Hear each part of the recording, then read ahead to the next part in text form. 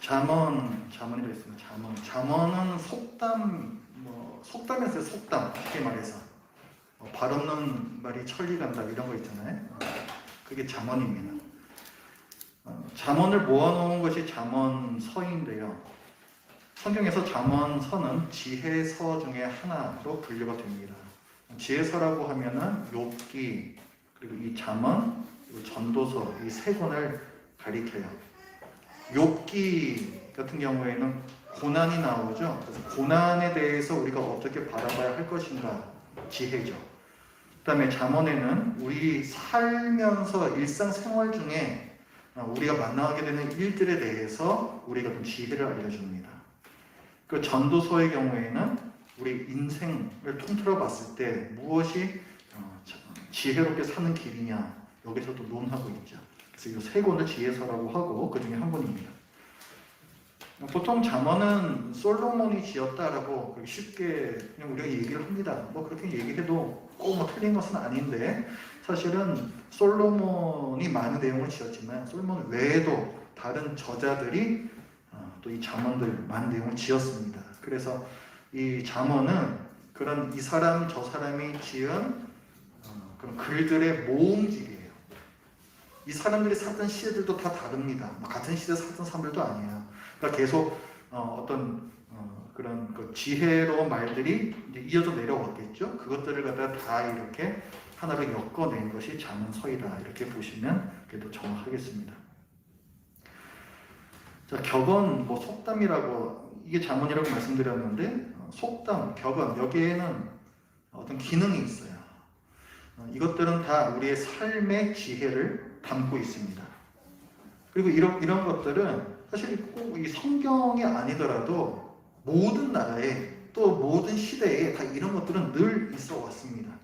살아보니 이렇더라 하는 거죠. 살아보니 이런 것이 좀 지혜더라. 이런 것들 갖다 모아놓은 것이 속담이고 격언이고 잠언입니다.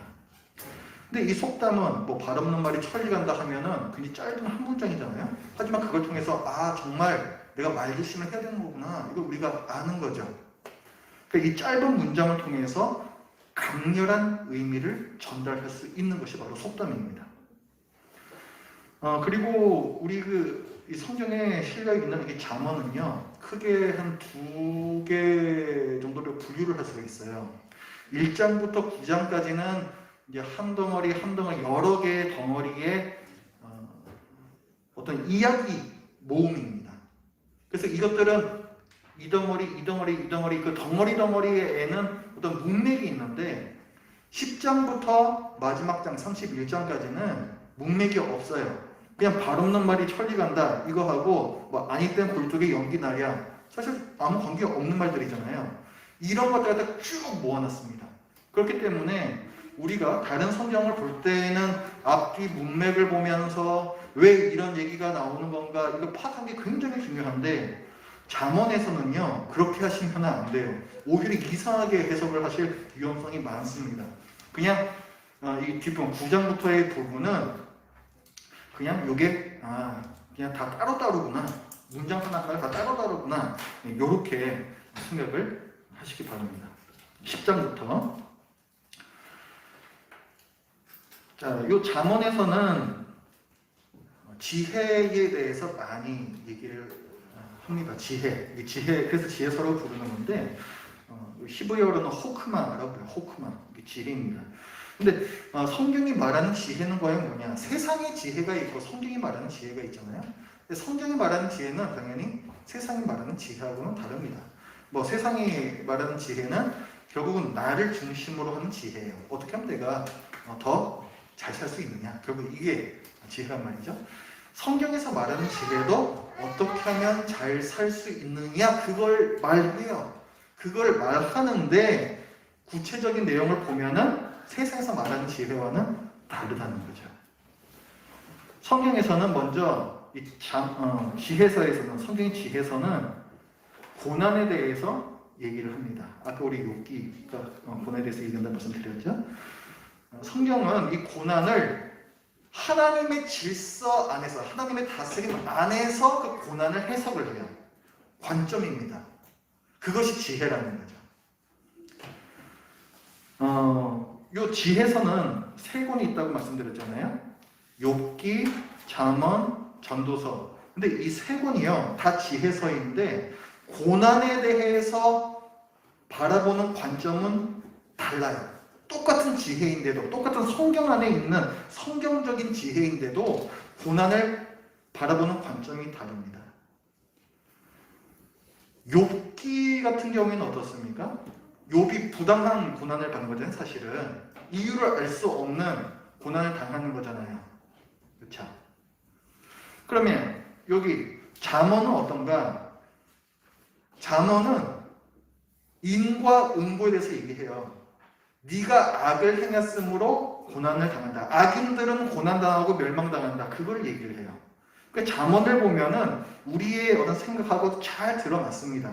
인과응보. 아 그래요. 선을 행한 사람은 복을 받고 악을 행한 사람은 벌을 받는 거지.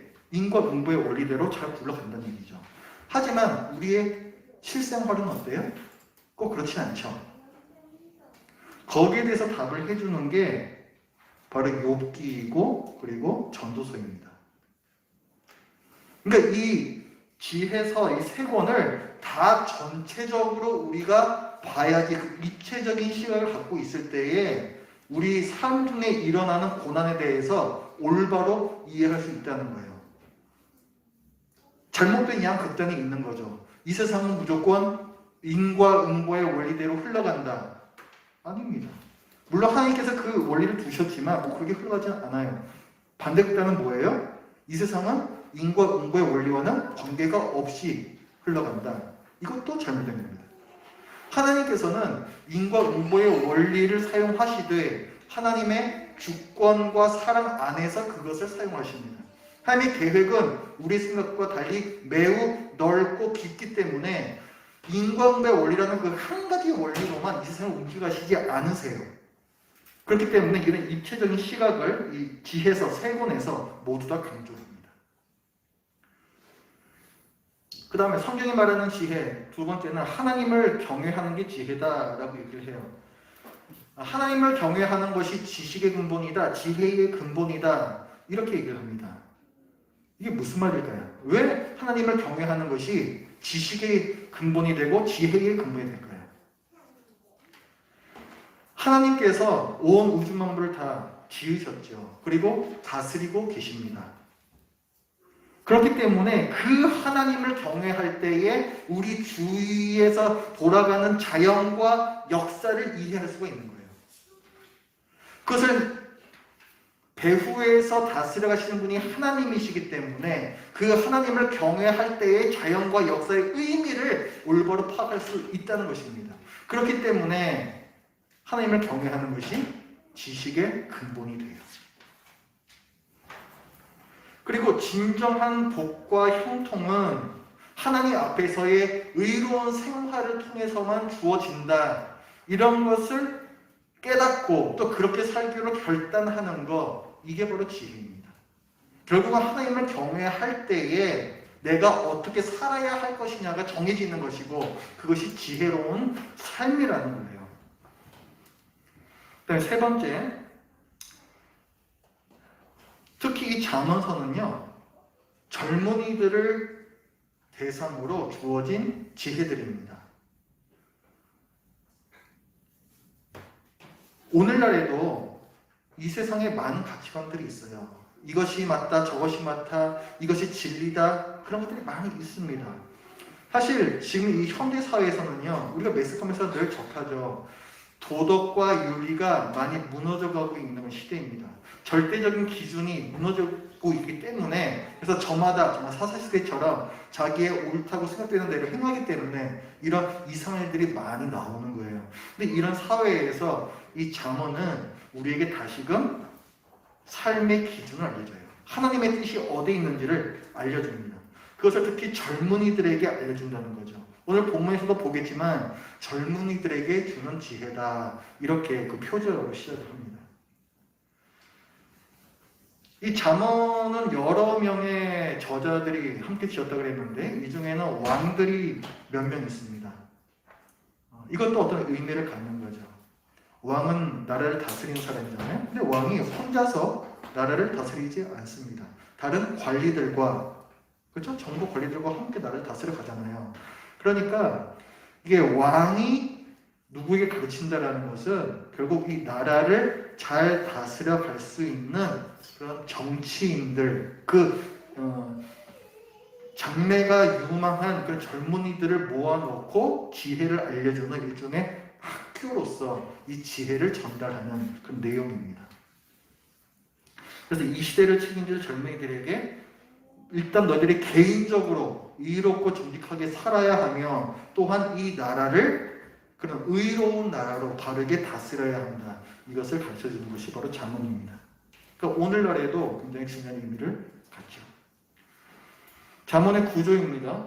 1장부터 9장까지는 여러 개의 이야기들이, 덩어리들이 쭉 이어지는데요. 사실 이 모든 것들 다 통틀어서 이것이 이 잠언서의 서론입니다. 그러니까 1장부터 9장까지가 잠언 전체의 서론이에요. 서론이 굉장히 길죠. 근데 이 서론에서 뭘 얘기하냐면은 지혜와 어리석음을 계속해서 대비시킵니다.